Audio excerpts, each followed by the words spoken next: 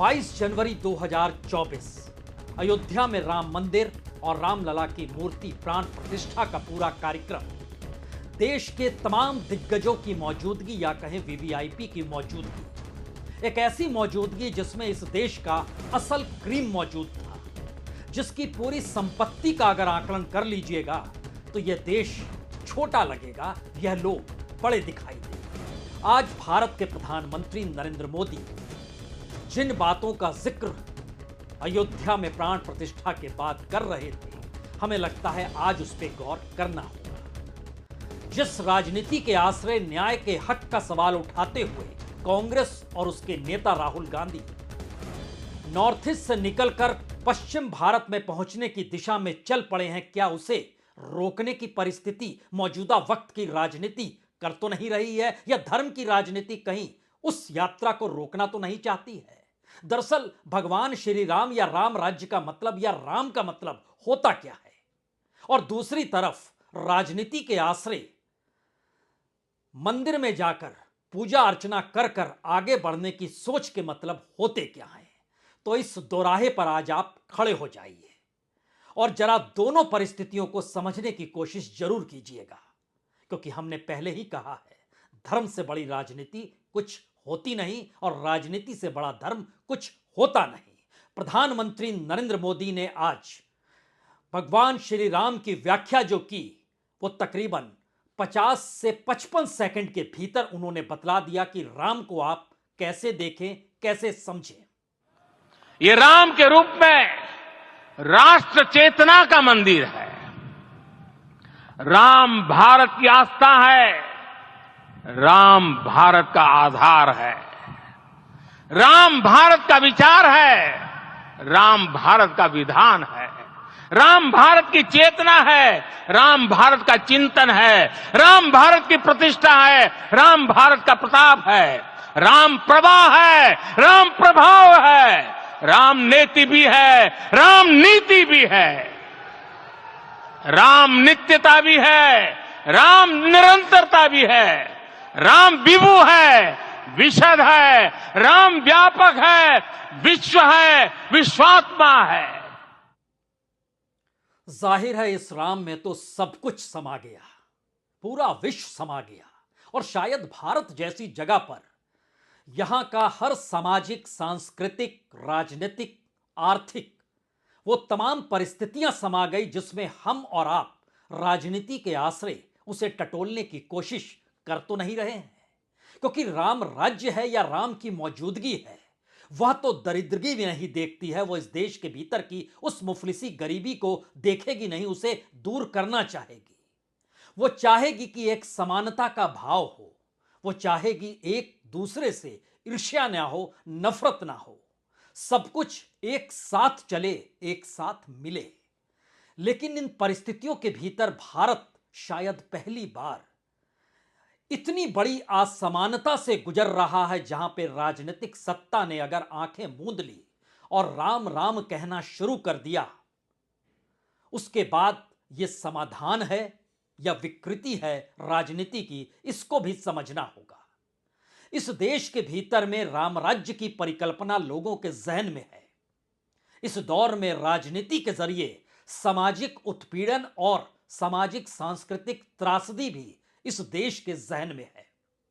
इसीलिए इन दो परिस्थितियों से दूर जब एक तरफ अयोध्या में प्रधानमंत्री राम के मायने बतलाते हैं, तो दूसरी तरफ 1170 किलोमीटर दूर राहुल गांधी सड़क पर बैठे हुए महात्मा गांधी को याद करते हैं और इर्द गिर्द बैठे हुए लोग रघुपति राघव राजा राम पतित पावन सीता राम इसका पाठ करना शुरू कर देते हैं। लेकिन यह क्यों हुआ, पहले देखिए।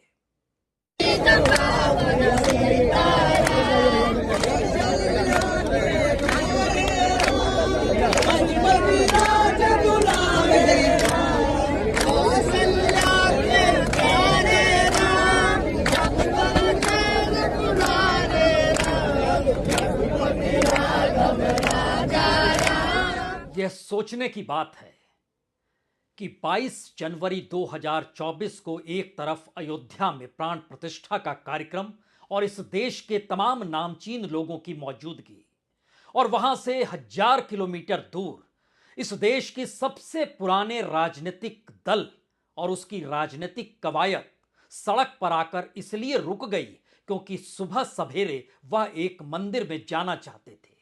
ऐसा नहीं है कि मंदिर में जाने की इजाजत ली नहीं गई, इजाजत भी ली गई और जानकारी भी दी गई कि कितने बजे आएंगे, लेकिन एक झटके में तय किया गया कि नहीं, जब तक अयोध्या में सारे कार्यक्रम हो नहीं जाते हैं उससे पहले मंदिर में आने की इजाजत नहीं होगी। तो एक सवाल हर जहन में उठने लगा, क्या वाकई इस दौर में एक ही शख्स मंदिर जा सकता है या एक ही शख्स को मंदिर में जाने नहीं दिया जाएगा? क्योंकि एक तरफ अयोध्या में प्रधानमंत्री इस देश के विजन को लेकर जब इस बात का जिक्र कर रहे थे और बता रहे थे कि दरअसल अब आने वाला समय सफलता का है, आने वाला वक्त सिद्धि का है, यह राम मंदिर भारत के उत्कर्ष उदय का साक्षी होगा। मंदिर सिखाता है कि लक्ष्य प्रमाणित हो तो उसे हासिल किया जा सकता है। शताब्दियों की प्रतीक्षा के बाद हम यहां पहुंचे हैं और प्रधानमंत्री कहते हैं अब हम रुकेंगे नहीं। लेकिन इस नहीं रुकने का मतलब सिर्फ उस धर्म की राजनीति से है या राजनीति के उस धर्म से है जिसके दोराहे पर इस देश की राजनीतिक सत्ता भी खड़ी है? क्योंकि धर्म की राजनीति बहुत साफ कहती है कि अगर आप मंदिर परिसर में खड़े होकर इस देश के भविष्य को तय करने लगे तो फिर आपको धर्म के आधार पर इस देश में हर किसी को समान दृष्टि से देखना होगा। राम सबके हैं, लेकिन जैसे ही आप राजनीति के धर्म को आंकना शुरू करेंगे वैसे ही हर किसी के लिए एक लक्ष्मण रेखा खींची जाएगी और यह लक्ष्मण रेखा अयोध्या से 1000 किलोमीटर दूर खींची गई।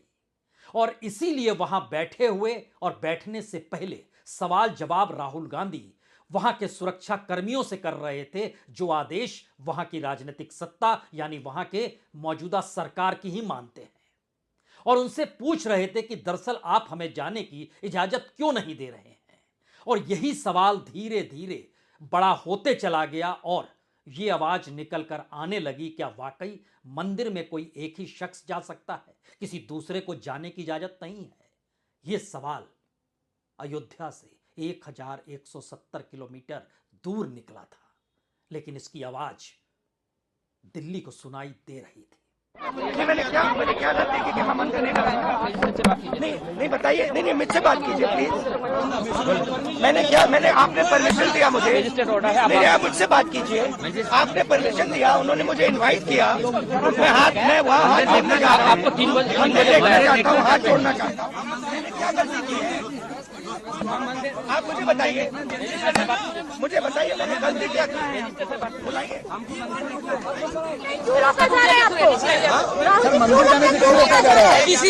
पता नहीं, शायद आज सिर्फ एक व्यक्ति मंदिर में जा सकता है।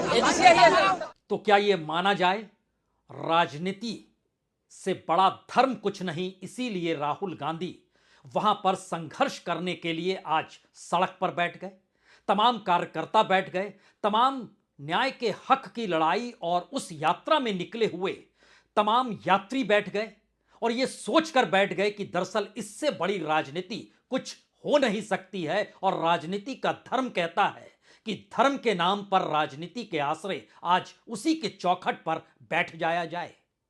क्योंकि एक सच तो राजनीतिक तौर पर लगातार रेंग रहा है कि प्रधानमंत्री मोदी की मौजूदगी लोकसभा चुनाव में कमोवेश हर राज्य के वोट में जो विधानसभा में मिलते हैं उसे बढ़ा देती है और कुछ राज्यों में तो ये 10 से 15% तक बढ़ जाते हैं।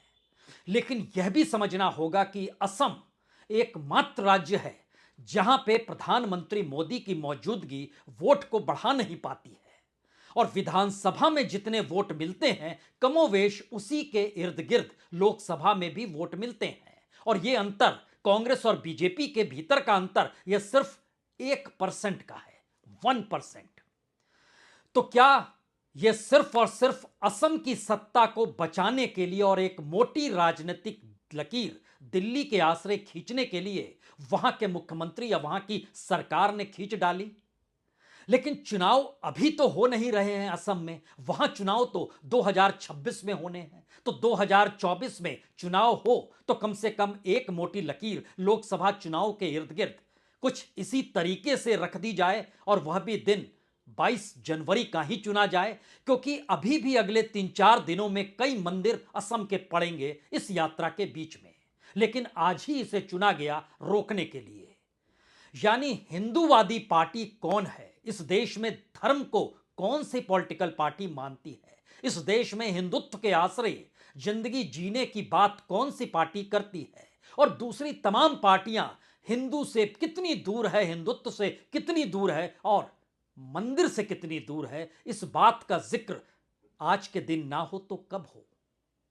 यह एक स्थिति क्या राजनीतिक तौर पर असम में उभर कर आ चुकी है, और वहां के मुख्यमंत्री को लगने लगा है कि उन्हें पता है कि 24 में अगर जो 14 में से 9 सीटें बीजेपी ने जीती उसे नहीं बचा पाएंगे तो फिर वह मुख्यमंत्री भी रह नहीं पाएंगे, क्योंकि 2026 के विधानसभा चुनाव से पहले जब यह एंटी इनकम्बेंसी उन्हीं के खिलाफ माना जाएगा जिस असम के मुख्यमंत्री को सबसे लाडले तौर पर दिल्ली देखती है, और अपने राजनीतिक प्रयोगशाला में असम एक हथियार के तौर पर बार बार इस्तेमाल किया जाता है।